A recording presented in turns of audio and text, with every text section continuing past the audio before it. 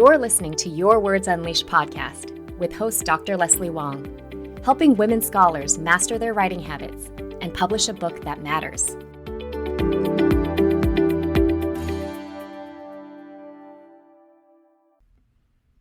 Hi, writers. I hope you're doing well this week.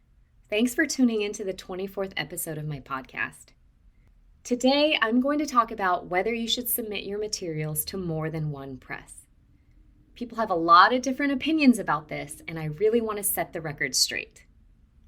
But before I get into today's topic, I wanted to tell you, actually brag to you, about one of my amazing clients and what she's been able to accomplish in a really short period of time. So this junior faculty member is a woman of color in the social sciences at a highly ranked research university.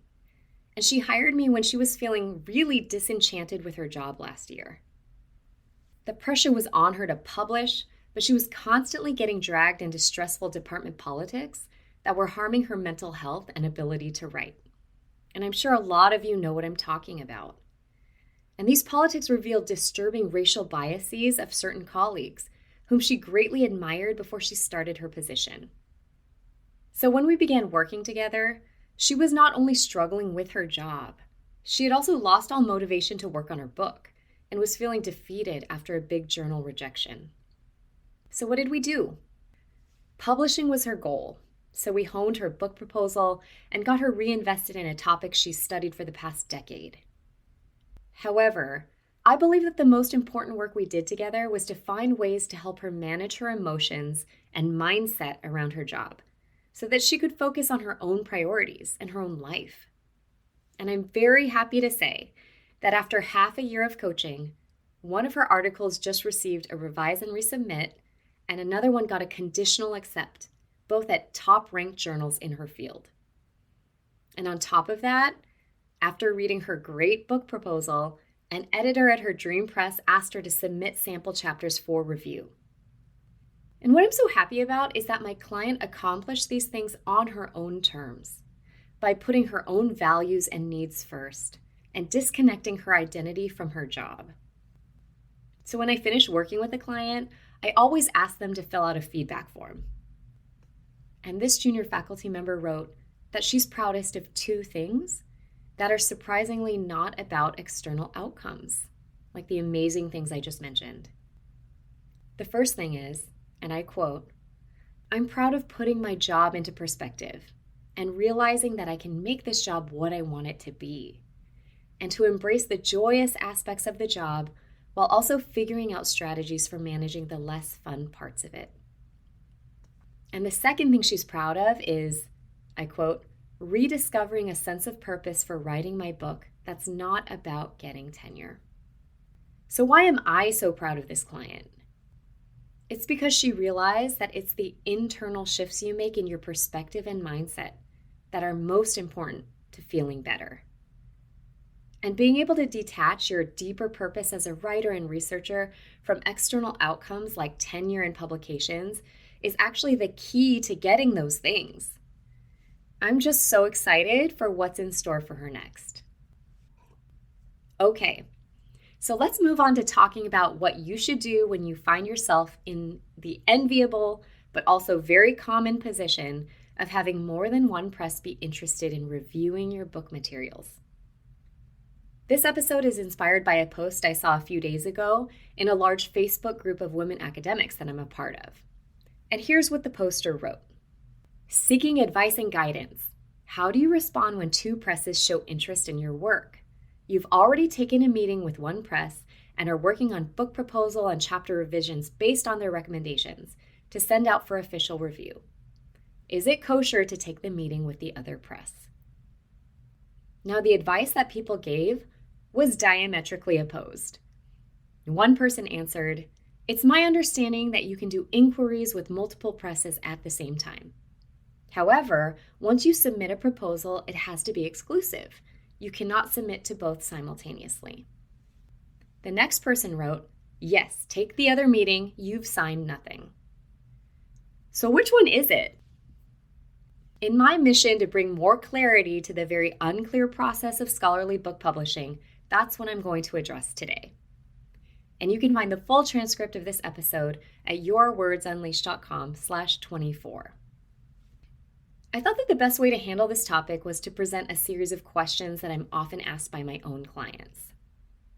The first question people have is whether it's okay to talk to multiple presses at the same time. In a nutshell, yes. As I talked about in episode 6 about when you should talk to editors, it's a good idea to set up meetings with acquisitions editors at your top presses early on, although you could really do it at any point.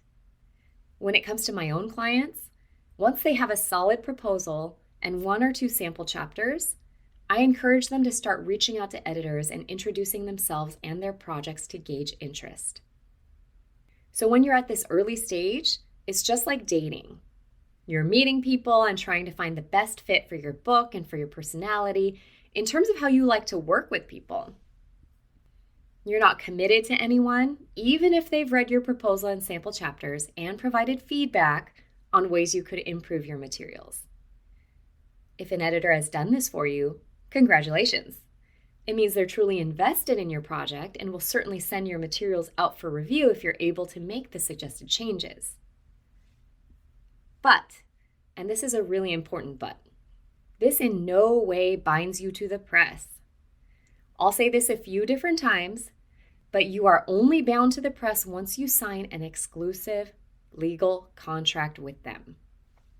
So this then begs the question, can you take meetings with and submit your materials to more than one press at the same time?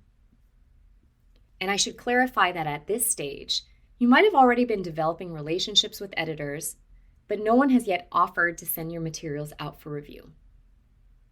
The short answer is yes, you should. I've noticed that a lot of scholarly authors tend to develop an unwarranted sense of loyalty to the first press that expresses interest, instead of really playing the field to see if there might be a better fit out there. And this makes perfect sense. When you're a first-time author, and likely a junior scholar, you're not only navigating completely new and disorienting territory, but you probably feel a huge sense of relief when someone is interested in your ideas. It's quite flattering to have someone give you their time and feedback, and you should fully enjoy it. But also know that, depending on what you want for your career and your book, the first press to express interest might not be the most appropriate. And you'll only know that if you take meetings with multiple editors and get feedback from them on your materials. See how invested they are in your work. How enthusiastically do they reply to your messages? And this is within reason, of course, as editors are slammed by emails. How willing are they to set up a meeting with you? And then weigh all of that information against what's important to you. Your career might benefit from going with a higher ranked press. Or maybe you want to work with an editor that's very hands-on, whereas some of them are more hands-off in their approach. Just like the advice that's often given about not settling down with the very first person you date, you shouldn't immediately commit to the first press that's interested in your work. And like all things, there's caveats. So if this first press also happens to be your dream press, then go for it. But it often doesn't work out like that. So now it's a good idea to talk about the practice of simultaneous review, which is when you submit your materials, and by this I mean your proposal and your manuscript or sample chapters, to more than one press at the same time. Should you do this? In a nutshell, it depends. So let me explain more.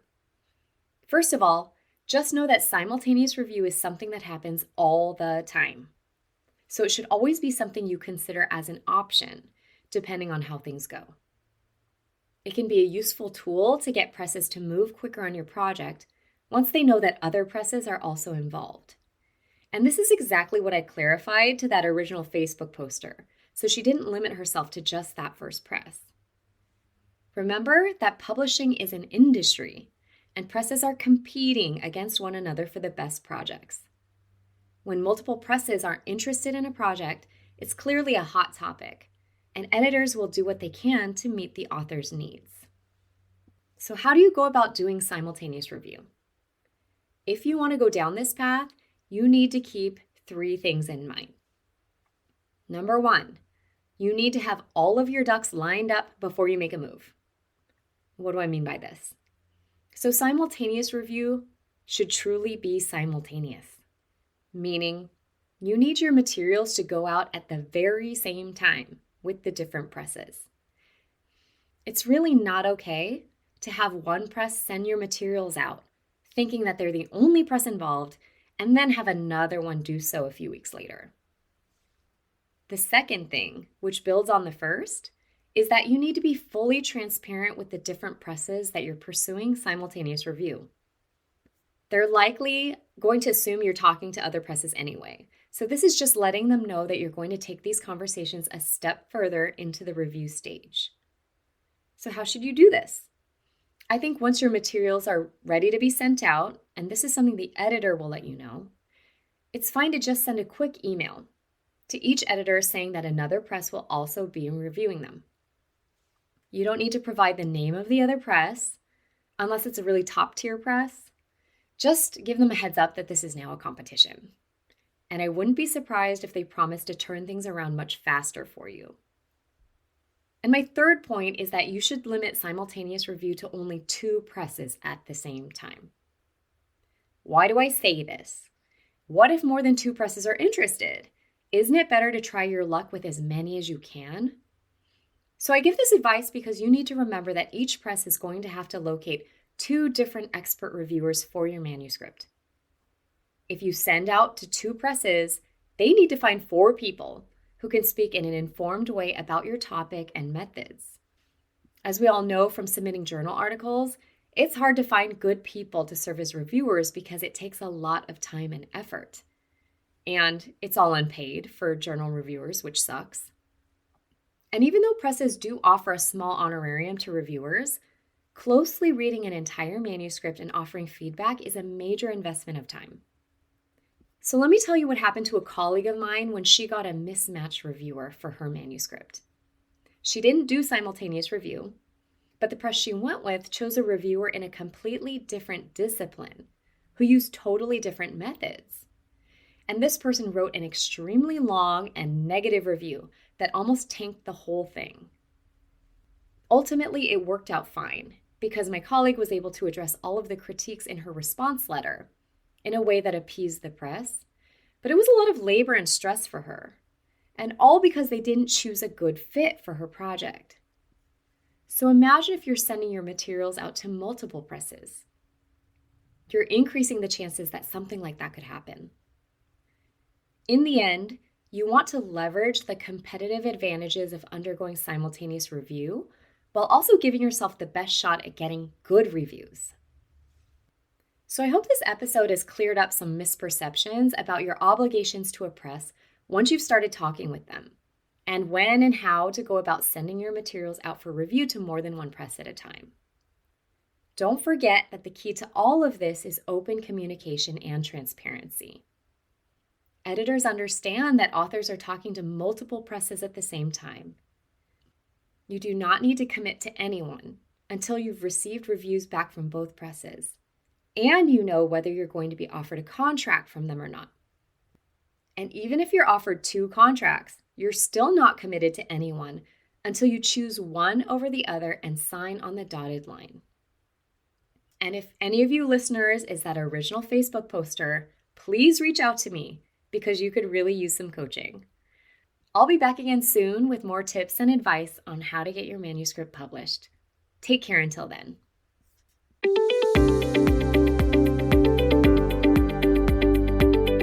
Thanks for tuning in to Your Words Unleashed podcast. If you enjoyed this episode, please share it with other writers or leave a rating and review. To find the full transcript and catch all the latest from me, check out my website, yourwordsunleashed.com. I'll talk to you next time. Happy writing!